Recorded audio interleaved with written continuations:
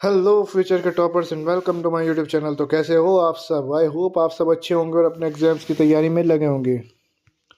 तो दोस्तों, हमने डिस्कस किया है स्टाफिंग का मीनिंग, डेफिनेशन, कैरेक्टरिस्टिक्स और इम्पोर्टेंस, और डिस्कस कर लिया है staffing as a part of HRM, यानी ह्यूमन रिसोर्स मैनेजमेंट और स्टाफिंग कैसे एक दूसरे से इंटर रिलेटेड हैं।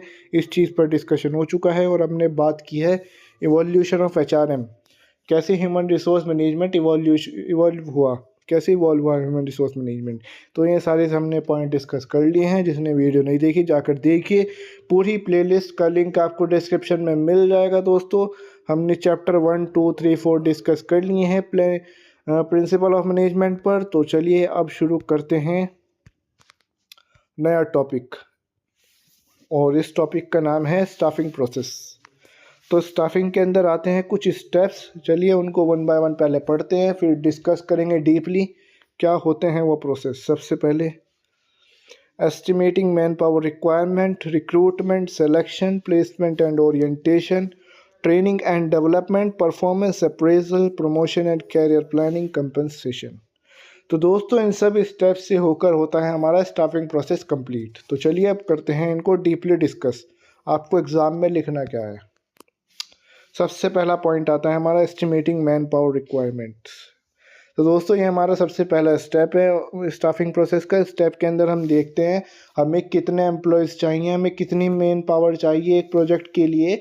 वो सब चीज़ हम इसके अंदर देखते हैं। जैसे कि हमारा एक प्रोजेक्ट चल रहा है, ये समझिए एक स्टील प्लांट बनाने का प्रोजेक्ट चल रहा है एक वहाँ पर हमारा, ये मान के चलिए। तो हमें कितने एम्प्लॉयज़ की ज़रूरत होगी, कहाँ से हम एम्प्लॉयज़ को लेकर आएंगे, और किस किस तरह किस किस पोस्ट पर हम किस किस तरह के लोगों को रखेंगे, किस किस क्वालिफिकेशन के लोगों को रखेंगे। तो वो सब चीज़ों को करना होता है, मैन पावर को एस्टिमेट करना। हमें कितने एम्प्लॉयज़ की, सिंपली ये समझिए हमें कितने एम्प्लॉयज़ चाहिए और किस किस पोजीशन पर हमें कैसे कैसे रखने हैं। तो वही सब चीज़ होती है स्टेप के अंदर।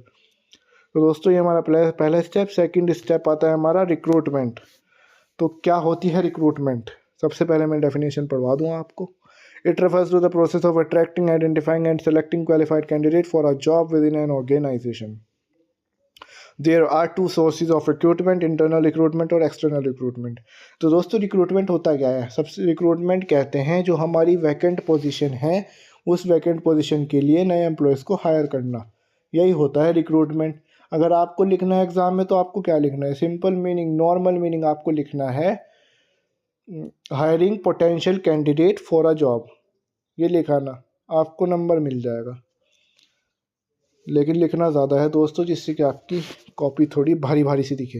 तो रिक्रूटमेंट का नॉर्मल मीनिंग यही होता है जो हमारी कंपनीज़ के अंदर खाली वैकेंसीज़ हैं, जो खाली पोस्ट हैं, उनके लिए एम्प्लॉय को हायर करना, उसे बोला जाता है रिक्रूटमेंट करना। तो रिक्रूटमेंट दो टाइप के होती है रिक्रूटमेंट, इंटरनल रिक्रूटमेंट और एक्सटर्नल रिक्रूटमेंट। इंटरनल रिक्रूटमेंट क्या होती है? इंटरनल रिक्रूटमेंट होती है दोस्तों जब हम रिक्रूटमेंट करते हैं अपनी कंपनी के अंदर से ही। कैसे रिक्रूटमेंट होती है कंपनी के अंदर से? जैसे कि किसी प्रमोशन कर देना किसी एम्प्लॉय का। एक एम्प्लॉई है, वो निचली पोस्ट पे काम कर रहा था, निचले स्तर पर, लेकिन उसकी परफॉर्मेंस इतनी अच्छी है, आप उसे ऊपर डाल दीजिए, ऊपर वाली लेवल पर डाल दीजिए। जैसे कि एक मैनेजर था, उसे हमने, एक असिस्टेंट मैनेजर था, उसे हमने मैनेजर बना दिया। ये हुआ इंटरनल रिक्रूटमेंट।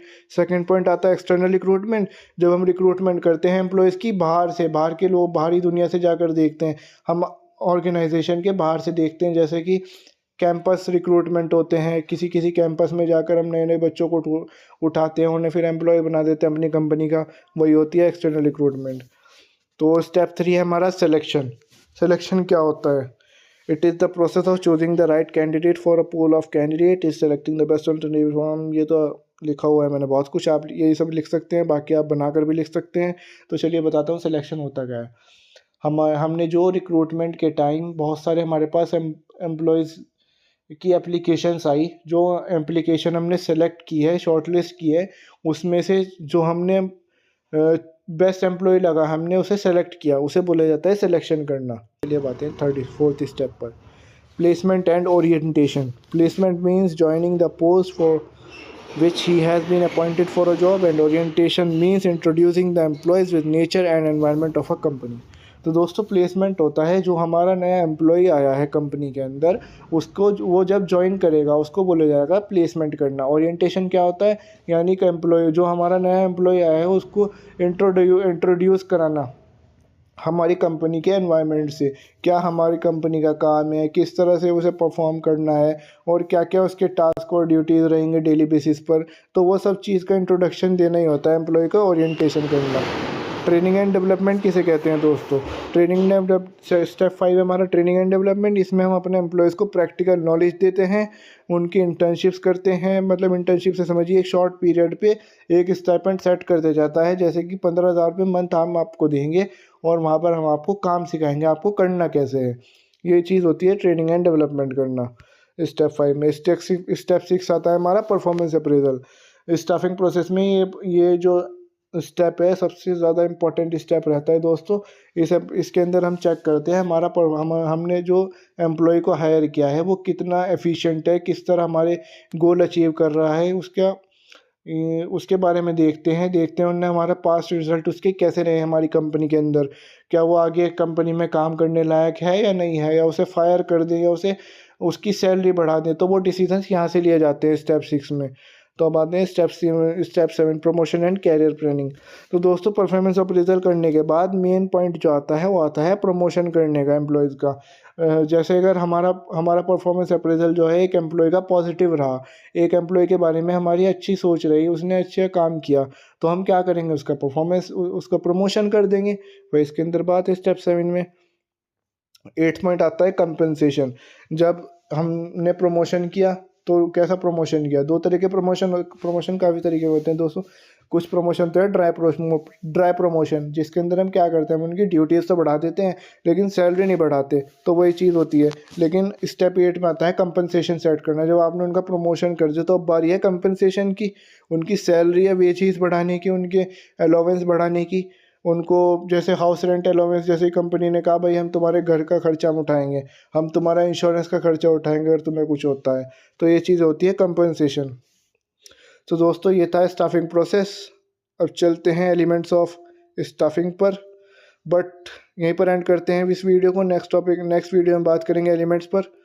तो लाइक कमेंट शेयर सब्सक्राइब करना मत भूलना। तो दोस्तों thanks for watching and keep watching my videos.